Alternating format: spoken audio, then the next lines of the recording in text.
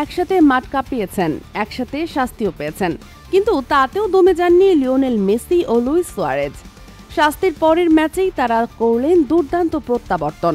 Lionel Messi এবং Luis Suarez football দুনিয়ার অন্যতম সেরা জুটি। তাদের বন্ধুত্ব এবং মাঠের রসায়ন নতুন কিছু নয়। বহু ম্যাচে তারা একসঙ্গে গোল করে দলকে এনে দিয়েছেন দারুণ জয়। কিন্তু এবার ঘটনা ভিন্ন। একসাথে শাস্তি পেলেন, আবার একসাথে মাঠে ফিরে চমক দেখালেন। বুধবার কনকাকাফ চ্যাম্পিয়ন্স ট্রফিতে কনসাস সিটির বিপক্ষে ইন্টার মায়ামি জয় পেল ৩-১ ব্যবধানে। ১৯ মিনিটেই দলকে এগিয়ে দেন মেসি। বন্ধু সুয়ারেজের ক্রস বুক দিয়ে নিমন্ত্রণ নিয়ে দারুণ হাফ ভলিতে গোল করেন আর্জেন্টাইন অধিনায়ক। প্রথমার্ধেই আরও দুটি গোল করেন সুয়ারেজ ও তাদেও আলেন্দে। তবে এক সপ্তাহে ৩টি ম্যাচ খেলা মেসিকে দ্বিতীয়ার্ধে তুলে নেওয়া হয়।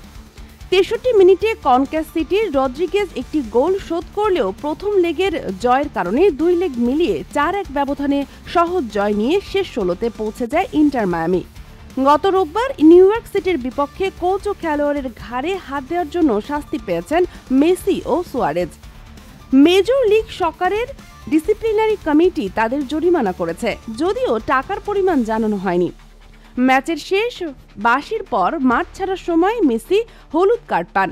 নিউ ইয়র্কের সহকারী কোচ মেহেদি বালুশির সঙ্গে কথা বলতে গিয়ে এক পর্যায়ে তার ঘাড়ে হাত রাখেন মেসি, যা লিগের নিয়ম অনুযায়ী অপরাধ।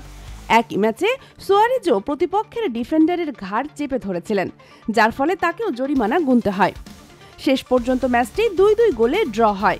বন্ধুত্ব, প্রতিভা এবং লড়াই, এই তিনটি জিনিসই মেসি ও সুয়ারেজকে আলাদা করে তোলে। তারা একসাথে খেলে, একসাথে জেতে এবং প্রয়োজনে একসাথে শাস্তিও ভোগ করে। তবে মাঠে ফিরে যে তারা আবার নিজেদের শ্রেষ্ঠত্ব প্রমাণ করেছেন, সেটাই বা কম কি। Sheikh Masuma, daily hour, Bangladesh.